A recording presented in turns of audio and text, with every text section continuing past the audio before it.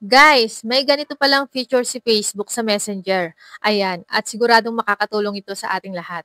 Ayan guys, kapag bago tayo tumawag sa ating tatawagan, bago tayo mag-video call, ayan guys, gagawin muna natin tong tricks na to bago natin sila tawagan. And then, para mapigil yung ingay sa paligid or mawala yung ingay sa paligid, di magiging klaro ng usapan ninyo ng iyong magiging kausap. Maganda rin to guys na gawin natin.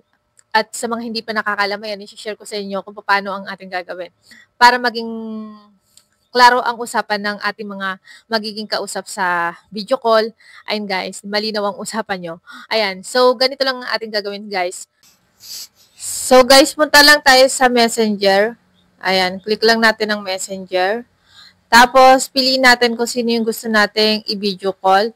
So, kunyari itong sa akin. Then, pipindutin natin ito yung video. Video icon na yan. Then, 3 dots ito sa gilid.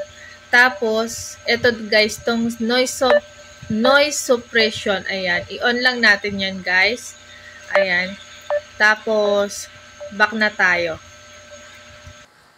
Ayun lang guys. Kung nakatulong, follow and share. Thank you.